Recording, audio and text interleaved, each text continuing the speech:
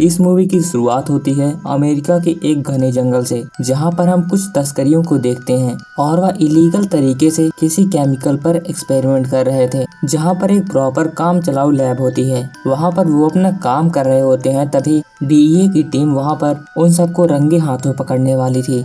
सभी सोल्जर्स अंदर जा करके उन सबको मारने लगते हैं। काफी समय तक दोनों ओर से फायरिंग होती रहती है। सोल्जर्स को उनको एविडेंस के साथ पकड़ना था, इसीलिए वे सभी उस केमिकल को जल्दी जल्दी करके फेंक देते हैं। केमिकल लिक्विड फॉर्म में होने की वजह से वह बहते हुए एक नदी में जा मिलता है और वहाँ का पूरा पानी एकदम नीला पड़ जाता है। सोल्जर्स काफी लोग को वहाँ पकड़ लेते हैं और जो बच पाते हैं वहाँ से भाग निकलते हैं। फिर हमें सुबह का सीन दिखाया जाता है, जिसमें कि नदी में रहने वाले मगरमच्छ, जिसे कि इस मूवी में एलिगेटर्स कहा गया है, वे सभी आपस में लड़ने लगते हैं। इसका कारण था वह केमिकल जो बहते हुए नदी में फैल गया था और उस केमिकल ने उनकी बॉडी में इस तरह से रिएक्शन फैला दिया था कि उनके ऊपर खून सवार हो गया था। फिर हमें मूवी के इंट्रो के साथ उसका नाम भी रिवील किया जाता है। फिर अगले सीन की शुरुआत में हम एक लड़की को देखते हैं जिसका नाम कायल होता है। वह क्लासरूम में बैठी होती है, लेकिन उसका ध्यान उसके फोन पर होता है क्योंकि उसकी फ्रेंड एलिस उसे एक टूर के लिए इनवाइट कर रही थी।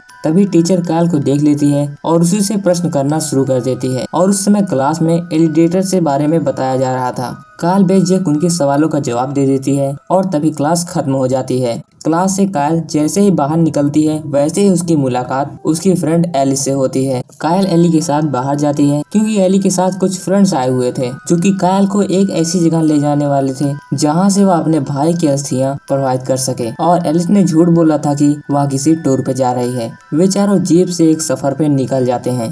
रास्ते में एली और कायल ढेर सारी बातें करते हैं। मल्लिका ड्राइव कर रही होती है और उसका बॉयफ्रेंड सैम उसके बगल में बैठा हुआ होता है। फिर वे चारों होटल में रुककर रात बिताते हैं और वहाँ पर खूब एंजॉय भी करते हैं। लेकिन कायल पहले से ही सदमे में होती है क्योंकि उसका भाई जेमी, जिसको वह अपने सामने ही खो देती है। मल्लिका कायल को ही इसके बारे में दोषी मानती है, इसीलिए उन दोनों की आपस में नहीं बनती और वह रोते हुए पुल से बाहर चली जाती है, जहाँ पर वह एक वीडियो देखती है। फिर उसके बाद थोड़ा रोती है और वापस चली आती है। वापस आने के बाद वो अपने रूम में जाती है और सो जाती है, जिसके बाद हमें सुबह का सीन दिखाया जाता है जहाँ पर मल्लिका सबको जगा रही होती है। कायल उठ जाती है। फिर उसके बाद सीन दिखाया जाता है एक जर्नल स्टेशन का, जहाँ पर वो अपनी जेब में फ्यूल भराते हैं। तभी कायल और सभी बाहर निकलते हैं। कायल वहाँ का न्यूज़पेपर देखती है जहाँ पर एलिगेटर्स को लेकर के कई सारे आर्टिकल छपे हुए थे। तभी कायल को एक बूढ़ा दिखाई देता है जो कि कायल को वहाँ जाने के लिए सावधान करता है।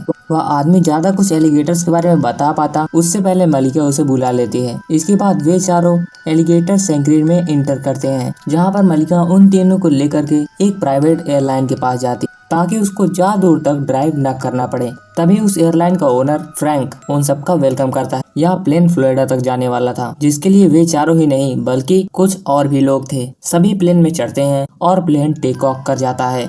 तभी उस प्लेन में बैठा हुआ एक बिजनेसमैन फोन से बात करता रहता है। कायल और उसके साथी और सभी लोग इसके लिए उससे मना करते हैं, लेकिन वह बात नहीं मानता। तभी पीछे बैठा हुआ एक आदमी उसे मारने के लिए उठता है और उसी समय प्लेन में इशू होने की वजह से वह तेजी के साथ हिलने लगता है। सभी डर जाते हैं। पायलट और फ्रैंक उसे ठीक करने की कोशिश करते हैं, लेकिन वह ठीक नहीं होता है। तभी फ्रैंक कहता है हमें यहीं से कूदना होगा, जिसके बाद प्लेन तेजी के साथ नीचे गिर जाता है और वह प्लेन एक नदी में गिरा हुआ था, जिसकी वजह से उन सब की जान बच जाती है। सभी नदी से बाहर निकलते हैं। उनमें से एक लड़की जो कि काफी जख्मी हालात में थी, उसके हाथ से बह रहे खून को रोकने के लिए उसे बेल्ट से बांध दिया जाता है। वे सभी अमेरिका के बीचों बीच जंगल में फंस चुके थे और उनके पास ना ही खाना था और ना ही उनके फोन में सिग्नल था, जिसकी वजह से ना ही वह किसी को कांटेक्ट करके हेल्प ले सकते थे। सभी अपना बचा कुचा खाना उठाते हैं। तभी हम एलिस को देखते हैं जो कि जंगल की ओर बढ़ती है और उसे वहाँ पर कुछ अंडे दिखाई देते हैं।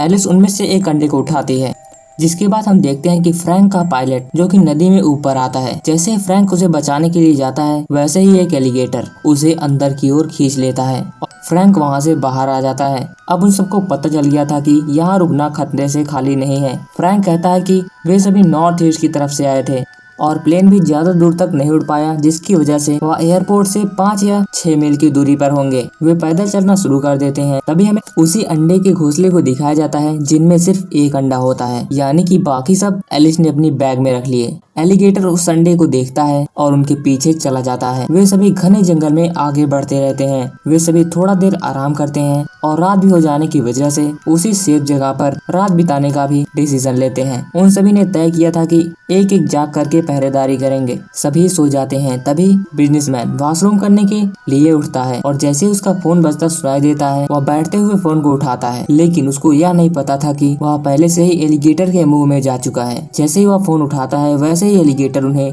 खींच लेता है। फिर हमें सुबह का सीन दिखाया जाता है जहाँ पर वे सभी उसकी बॉडी को देखते हैं। वह कुछ भी नहीं कर सकते थे। वह आगे बढ़ते हैं और एक ऐसी पोजीशन पहुँचते हैं जहाँ पर एक लेडी आगे चली जाती है, लेकिन सभी वहीं पर रुक जाते हैं। काल सभी को रोकने के लिए कहती है और फ्रैंक को चारों तरफ दिखाती है कि कैसे एलिगेटर ने उन्हें घेर रखा है। लेकिन जैसे वो प्लान बनाने के लिए पीछे मुड़ते हैं, वैसे ही एक एलिगेटर उस खड़े हुई औरत को तेजी के साथ झाड़ियों में खींच देता है और बचे हुए सभी लोग वहाँ से भागने लगते हैं। तभी उनको एक घर दिखाई देता है जहाँ पर सभी चले जाते हैं, लेकिन जोए जैसे ही जाती है वैसे पीछे से उसका पैर एक एलिगेटर के मुंह में चला जाता है। बहुत कोशिश करने के बाद उसका पैर वापस से छूट जाता है और वह सेफली दरवाजे को बंद कर देता है। अगली रात ये सभी यहीं पर बिताते हैं। रात में फ्रैंक देखता है कि कैसे एलिगेटर्स आपस में ही लड़ रहे थे। सुबह होने के बाद सैम कायल को उठाता है और उसे एक मैप दिखाता है। बताता है कि उसे यह मैप इसी घर में मिला। वे सभी मिल करके वहाँ जाने का प्लान बनाते हैं ताकि वह किसी रेडियो या चीज से कांटेक्ट कर सकें। वे सभी उस फैक्ट्री में जाने के लिए निकलते हैं जहाँ पर बीच में उनको एक नदी दिखाई देती है और नदी का बहाव साउथ ईस्ट की तरफ होता है। इसीलिए वे सभी मिल करके एक राफ्ट बनाते हैं ताकि वह उससे बैठ करके जल्दी से बिल्डिंग की ओर पहुँच सके। राफ्ट जैसे ही बन के तैयार होता है वैसे ही पीछे से एलिगेटर्स उनकी ओर आगे बढ़ने लगते हैं। राफ्ट आगे आगे था, एलिगेटर्स उनके पीछे पीछे। राफ्ट पर जोए शांत बैठे हुई थी। उसके दिमाग में कुछ चल रहा था। अचानक से वह पानी में कूद जाती है और वह राफ्ट को देखती रहती है, जिसके बाद एलिगेटर्स का ध्यान अट्रैक्ट हो जाता है और वे सभी राफ्ट से आसानी से चले जाते हैं। घने जंगल से होते हुए वह फैक्ट्री में पहुंच जाते हैं। उस फैक्ट्री के अंदर जाने के बाद पता चलता है कि यहाँ पर गोलियां चली थी और वहाँ खून अब भी मौजूद थे। सैम को वहाँ पर एक टॉर्च मिलती है और उसी टॉर्च के सहारे वह आगे बढ़ते हैं। तभी फ्रैंक को एक इलेक्ट्रिक बोर्ड भी मिलता है जहाँ से वह लाइट को ऑन कर देता है। किसी को भी कुछ समझ में नहीं आ रहा था कि यहाँ क्या हो रहा था। वहाँ पर पड़े हुए केमिकल को देख करके कायल समझ जाती है कि एलिगेटर के ऊपर इसी केमिकल का असर हुआ है। उन सबको पता नहीं था कि वे सब यहाँ पर अकेले नहीं हैं, बल्कि एलिगेटर्स भी इसी फैक्ट्री में हैं। सभी चारों तरफ फैल करके किसी डिवाइस या रेडियो को ढूंढने लगते हैं। तभी फ्रैंक मल्लिका को धमकाता है कि वह ऐसा कुछ न करे कि किसी को उसके परेशानी हो, नहीं तो वह उसे मार डालेगा और फ्रैंक उसे नीचे फेंक देता है। लेकिन मल्लिका एक रॉड के सहारे वहाँ पर लटकी रहती है। तभी इसी बिल्डिंग में एक आदमी निकल के आता है, उन्हें बताता है कि यहाँ से चले जाओ, नहीं तो तुम सब मारे जाओगे। वो सब यहीं पर हैं। वह एलिगेटर्स की बात कर रहा था। तभी हमें फ्रैंक को दिखाया जाता है जिसके ऊपर एक एलिगेटर हमला कर देता है और फ्रैंक वहीं नीचे गिर जाता है। मल्लिका की आवाज सुन करके सभी मल्लिका के पास आते हैं और उसे बचाते हैं। काफी ढूंढने के बाद वह एक ऐसी जगह पर जाते हैं जहाँ पर सामने से रेडियो दिखाई दे रहा था, लेकिन बीच में कुछ एलिगेटर्स सो रहे होते हैं।